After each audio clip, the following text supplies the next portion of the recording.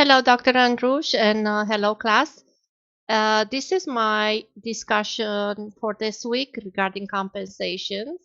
And on the question, what was different that I previously knew about the compensation from the Did You Know boxes, I have selected um, the two employees categories between exempt and non-exempt, which it wasn't that clear to me before I read more and went on the website, different websites to kind of clarify what those two categories mean. So on our class handbook of compensations, benefits, and total rewards on page 118, we have the Fair Labor Standard Act, FLSA, and this act divides the employees into categories, like I said, exempt and non-exempt. Exempt employees are not covered under the same rules as exempt employees. And there are five categories of workers that can be classified as exempt, and those are executive, administrative, professional, computer, and outside sales. Employees classified in one of these exempt categories are exempt from minimum ages, overtime, and certain record keeping requirements. And as I said, this is from our handbook on page 118. In those little boxes, did you know? One thing it was that on page 118, it was that FLSA does not require employers to compensate non-exempt employees on an hourly basis. We know that non-exempt employees are paid hourly, whereas exempt employees are based on a salary.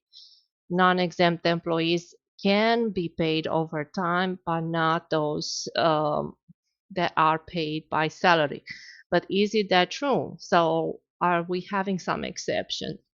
Um, and the question, can non-exempt employees be salaried also?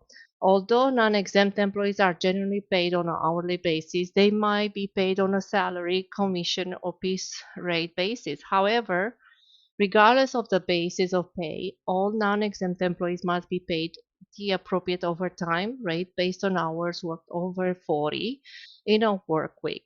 Thus, the non-exempt employees hourly must be still be tracked on each week to determine whether when they are eligible for overtime payments. This is from the website Paycheck, and you can see the references in the page with my post. On page 120, it says about an employee can be exempt from one work week and non-exempt the next work week without moving it into a new position. So salary versus hourly pay. Pay alone doesn't determine whether an individual is exempt or non-exempt, but it may dictate workplace policies. For instance, employers who have hourly workers must track time and attendance to ensure payroll accuracy. Timekeeping usually isn't important for exempt employees unless there are incentives that are often offered for those who put extra work. Some industries, for example, have hourly employees who are exempt from overtime pay. The more notable examples include agriculture, movie theater, and railroad businesses. Salaried non-exempt employees. Employees should not automatically assume that employees can properly be considered exempt under the FLSA just because they earn a salary. If workers don't meet the requirements of the appropriate duty test, which means to earn less than $684 per week or 35,568,000 per year, or have certain deduction taken from their salary, they may be eligible for overtime pay. So this was found on reference is on the website with ADP. in my page on my page. So that what was different, what was previously understanding of this topic. So I did not know how the exempt and non-exempt employees are classified and what are the criteria that employers keep to determine such levels, such classification. And we have a few three categories or criteria that can be based on a salary level. Like I said earlier, the earnings have to be minimum of 60, 84 at least per week, or 35,568 per year.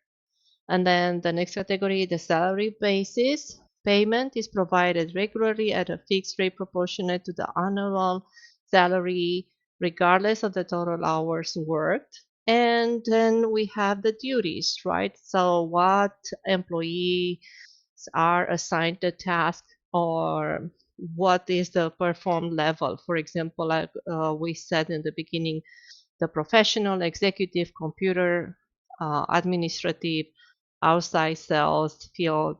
And it's really interesting because you can probably be a janitor, but if you are considered a professional at the professional level, you may be an exempt worker.